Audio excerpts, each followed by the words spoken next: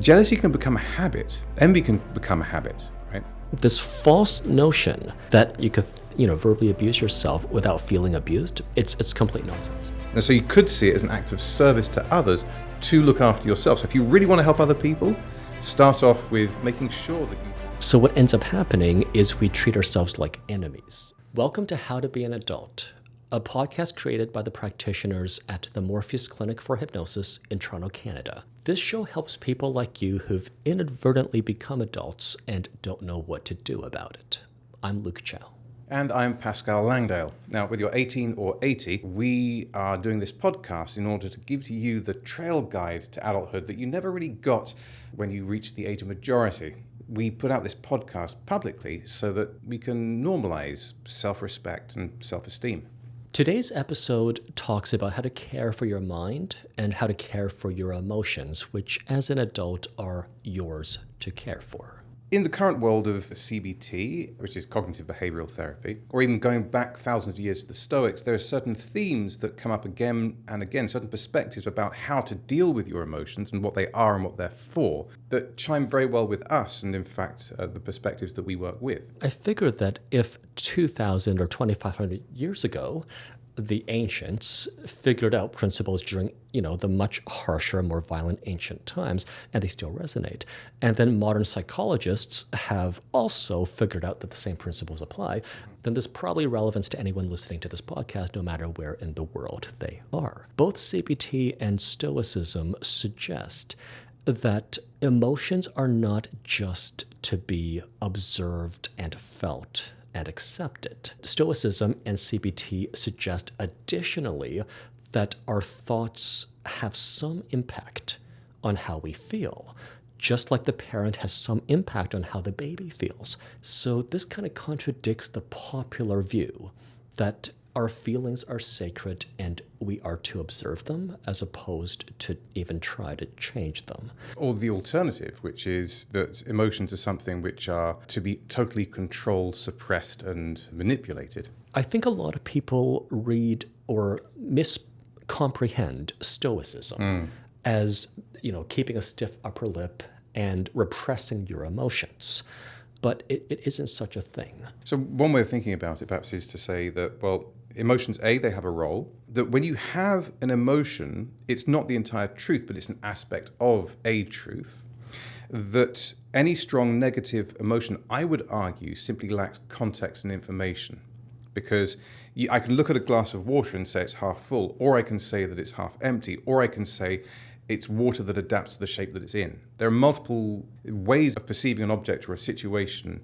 The way that our emotions work, we can give them too much credit or we can give them too little credit. The same, they did this, you know this story, and I'm sure some people out there already know this one, which is they did a test where they had 3 wine bottles, and they had an expensive wine, a regular wine, and a really cheap wine, right? And they labeled them with how much they cost, basically. And they brought people in and said, you've got to taste each of these wines, and you've got to give them a rating, right? So the first time they do it, and all the bottles are lined up correctly with their correct amount. And sure enough, people had opinions, and the way they tasted their wine aligned with the cost. But then they did the test again, where they swapped it around, where they had the cheapest bottle being, labeled as the most expensive, and the most expensive bottle being labeled as the cheapest. And they brought people in again, and sure enough, people tasted the cheap wine, and some of them even went, that's disgusting.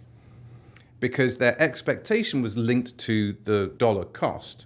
Their thoughts therefore affected how they felt and their reaction and the behavior to something that, minutes ago had been tasted and validated and had been validated by experts as being a very fine wine.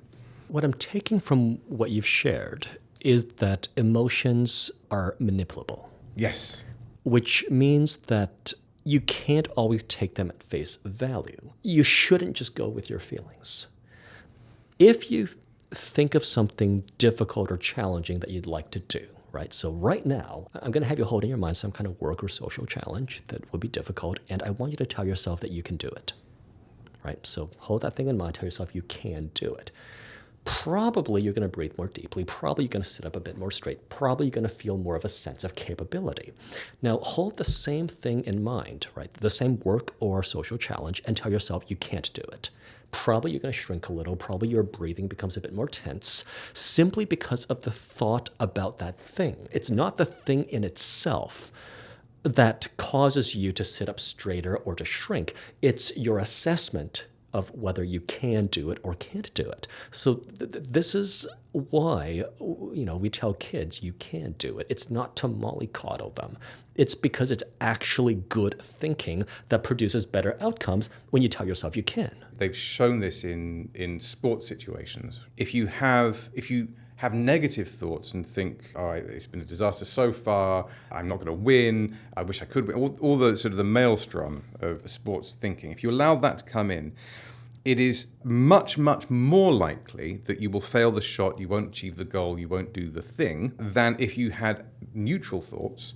And the positive thoughts don't have quite such an equal weight so far as definitely guaranteeing you're going to achieve the goal. Because, of course, there's a lot of chaos, there's a lot of other stuff on the other side of I can, which that positive mindset allows you to deal better with. However, it doesn't necessarily guarantee it. What is guaranteed is if you have a negative outlook, it's much, much more likely that it will negatively affect whatever it is that you're doing, or even the way that you're relating to people, or any activity, in fact. Well, one way or another, you're affecting how you feel in your body. So if you're going to affect how you feel in the body one way or another, why make a detrimental impact on the way you feel when you can just as easily make a positive impact on how you feel?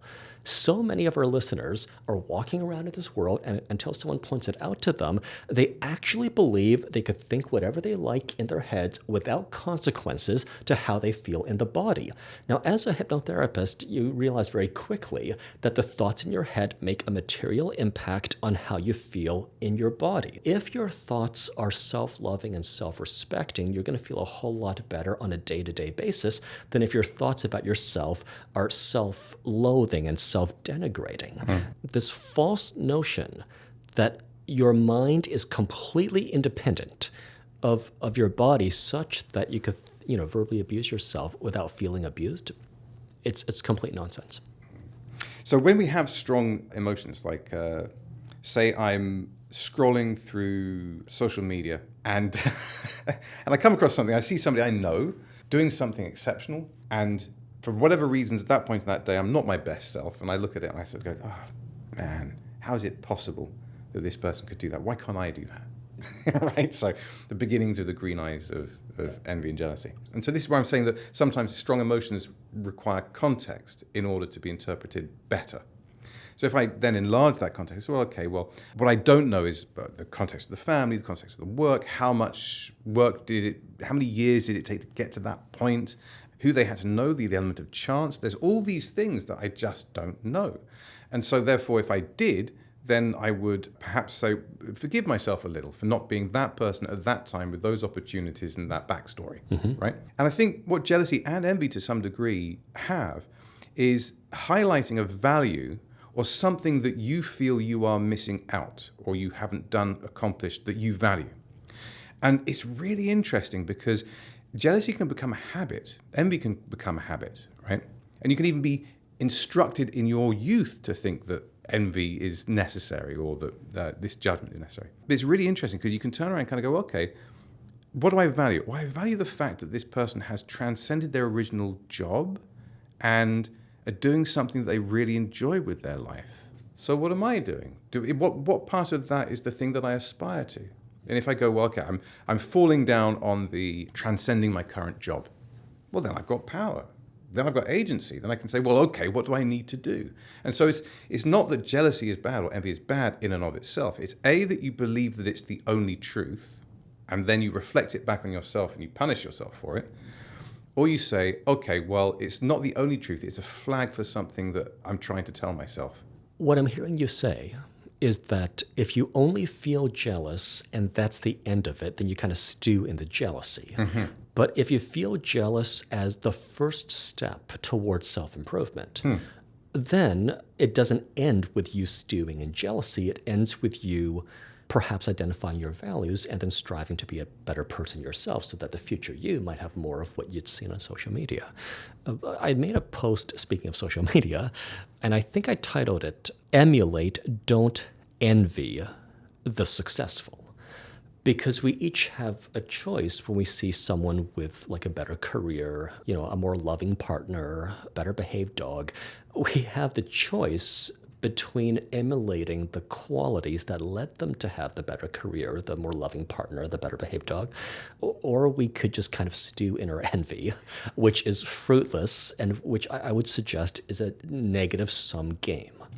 So the question is, well, now we understand that the mind and the body are an integrated thing. That whatever you think and your emotions will affect your body, that you have agency over your emotions and you can use them for positive change rather than stewing in your own jealousy and nihilism, which is obviously not a good way to live. What would be one mental approach to treating yourself well, bearing all that in mind? Well, we know exactly how to treat a friend, right? Even if we just met the person, we know there are certain things we do say, there are certain things we don't say. Too often we decline the same courtesy of ourselves.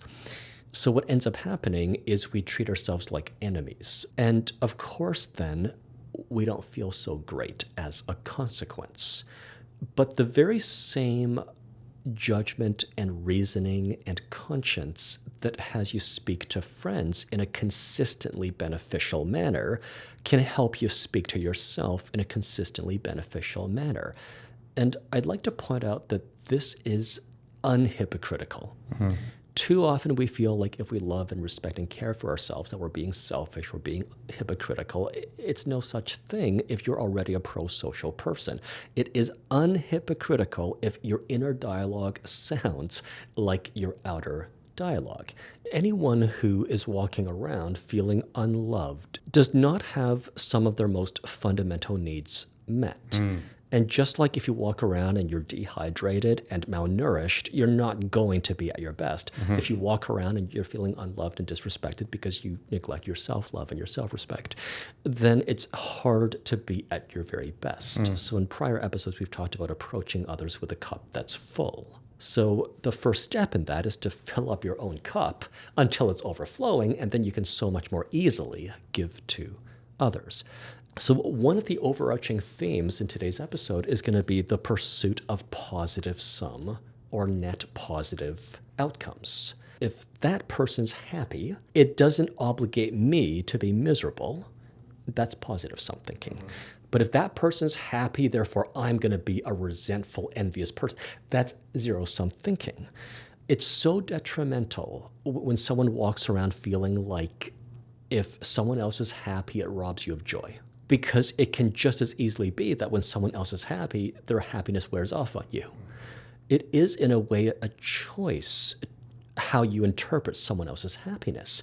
Or the feeling of envy, similarly, comes in part from this zero-sum mentality that suggests that, well, if someone else has that career, then they've taken the slot that could rightfully be yours.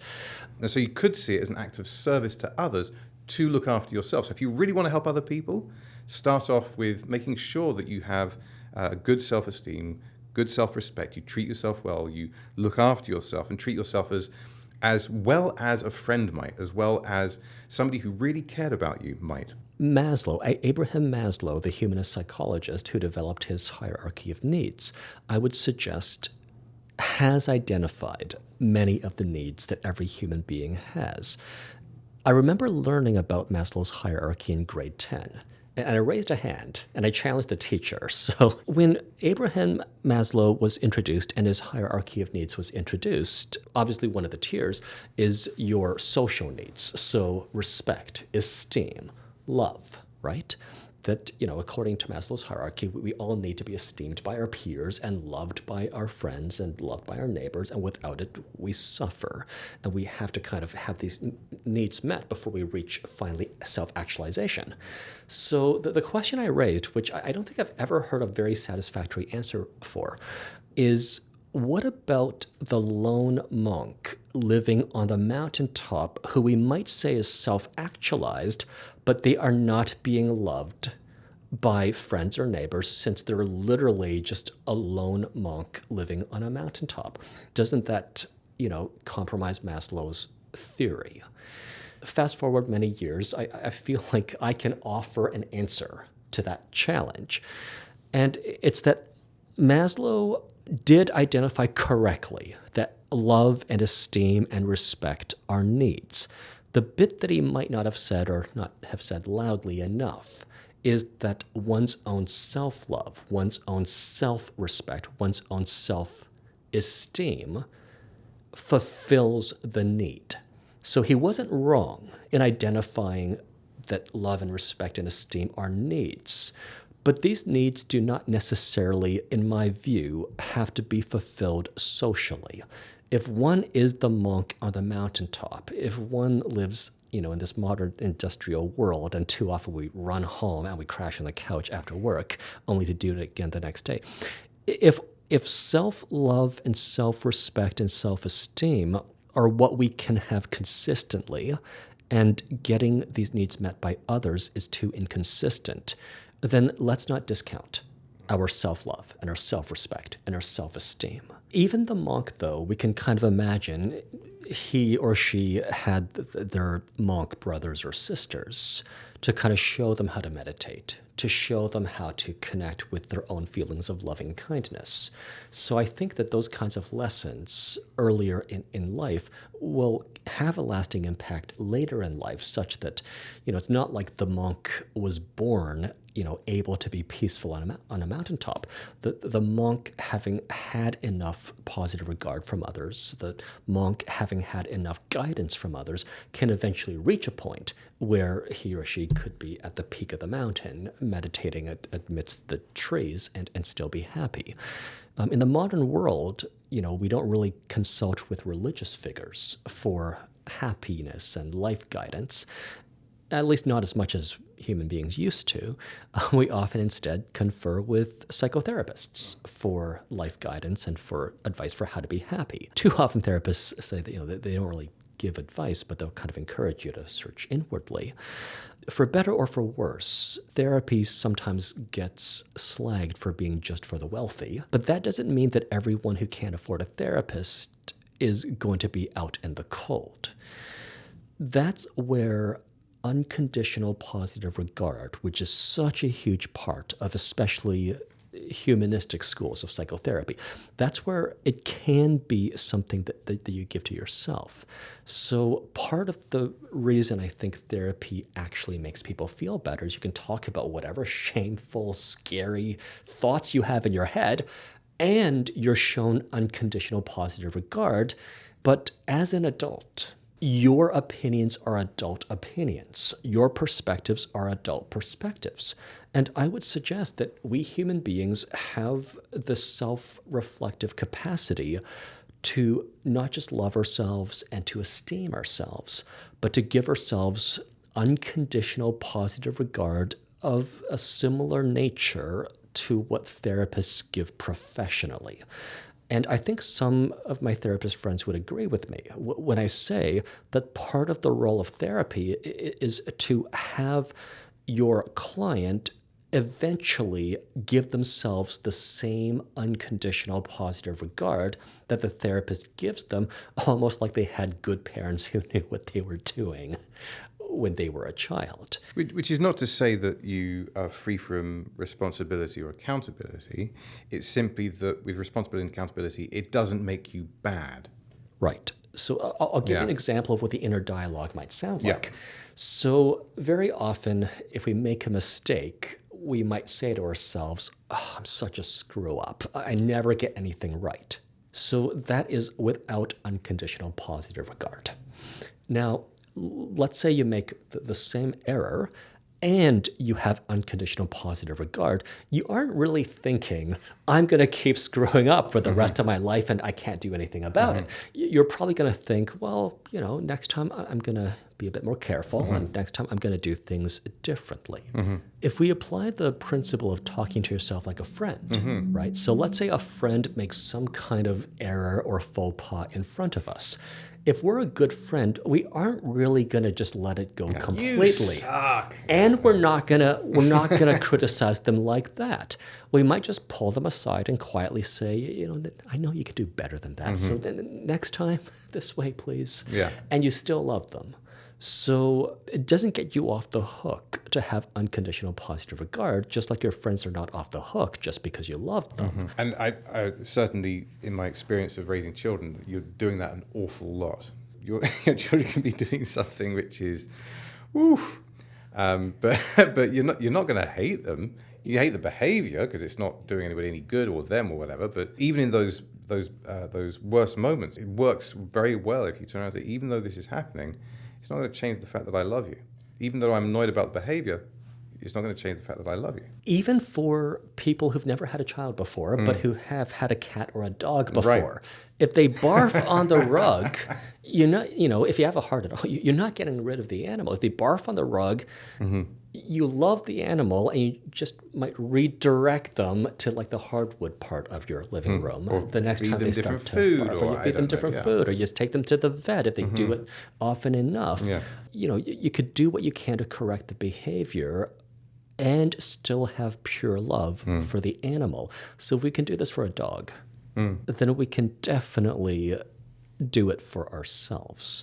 So if we can do it for a dog, then we can, as you say, definitely do it for ourselves. And we do it because there is a fundamental innate worth that every human being has.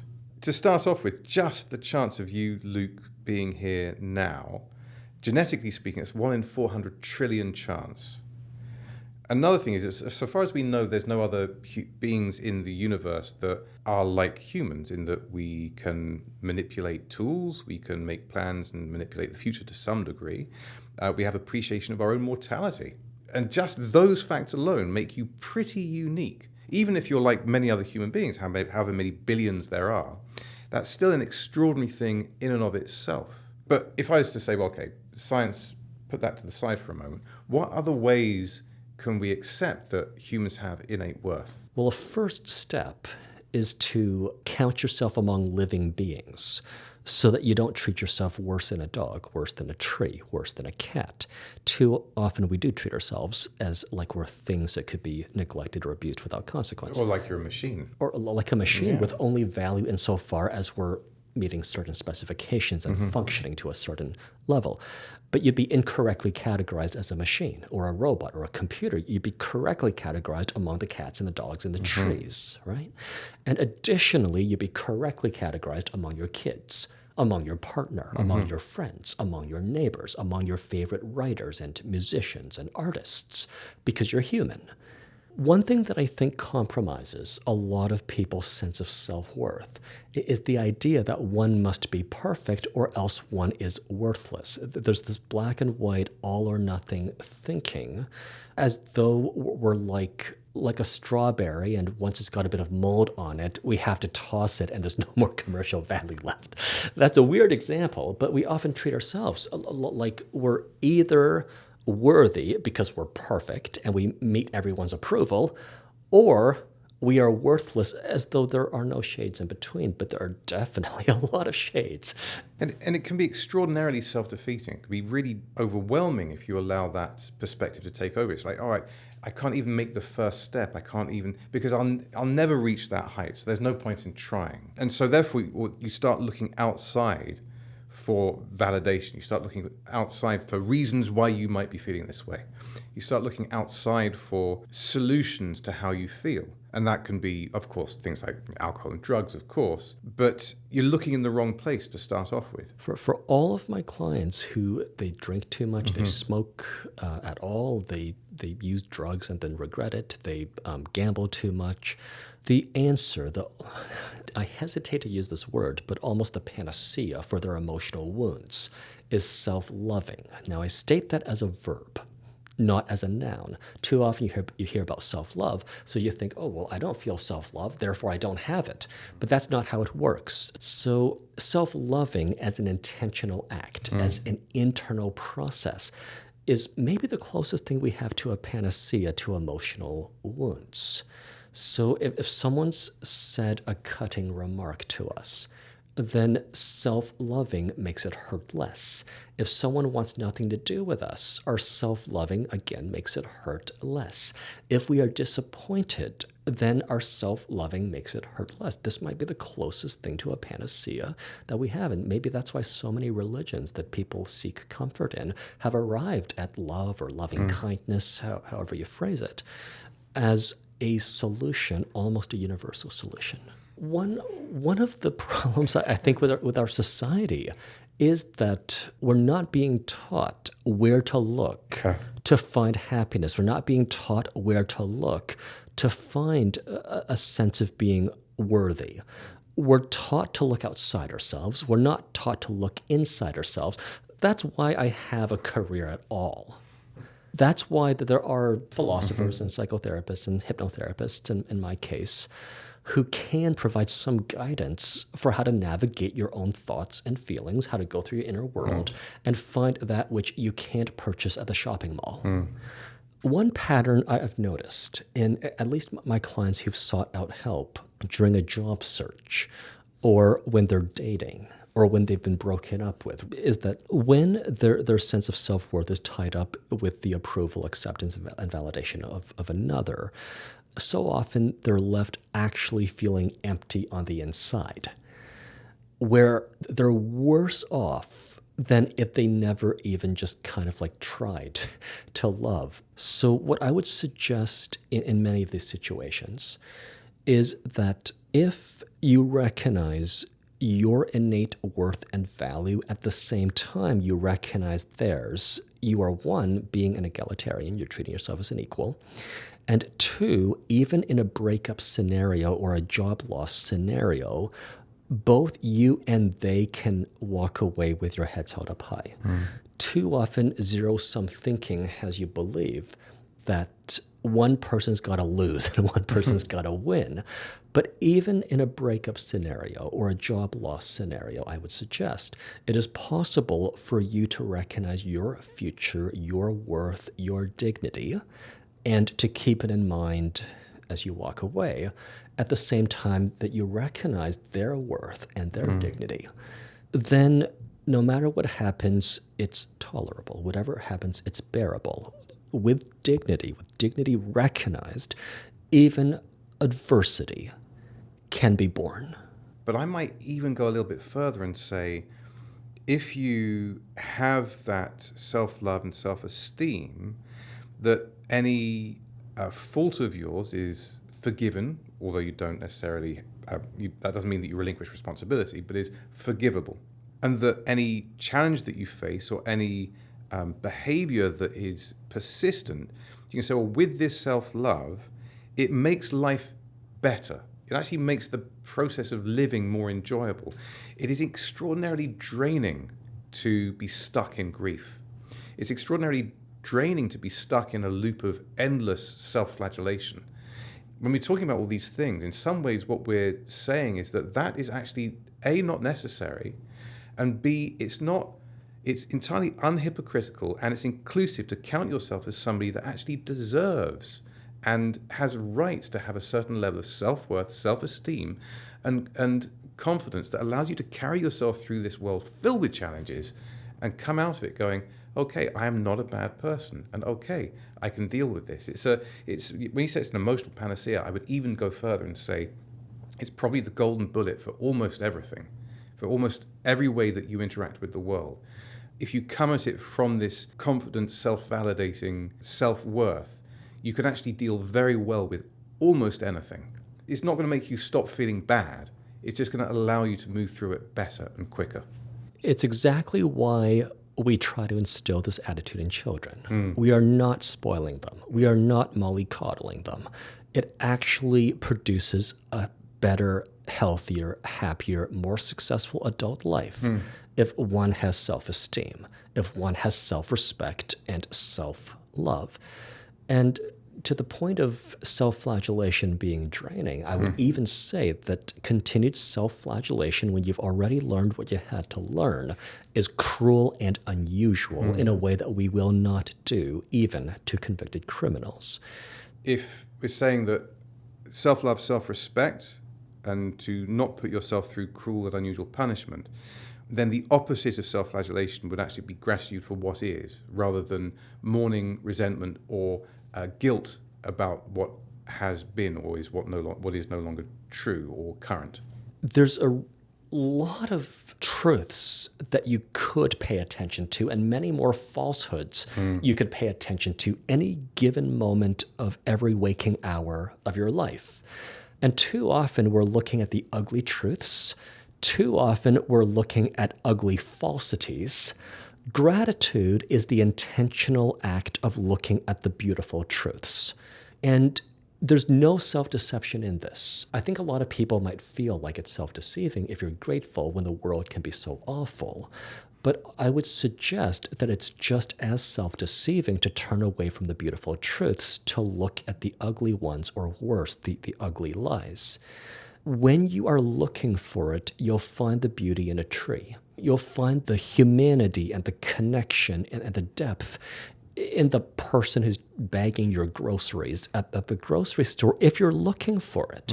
The mistake that often we make is we're not looking for it. We're not looking at it when we see it. And worse, that we're searching our minds for the ugly bits in life.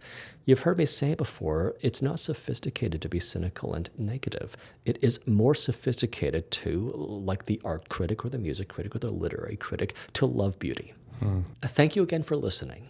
Pascal and I are available through the Morpheus Clinic for Hypnosis as hypnotherapists. If you want to hear more of what we have to say, and if you want to hear it being spoken directly into your head, then please contact the Morpheus Clinic for Hypnosis at morpheusclinic.com. At heart, we're practical philosophers. We like to think deeply. We like to think specifically about how one might be as happy of a person as one can be, given the modern world, given the modern times, given that in adulthood you've got responsibilities that your childhood might not have prepared you for. So check us out. We're on YouTube at Morpheus Hypnosis. In a couple of weeks, we're going to be talking about how to take care of your physical body as well. And we look forward to seeing your comments, and we'll welcome you back in a couple of weeks' time.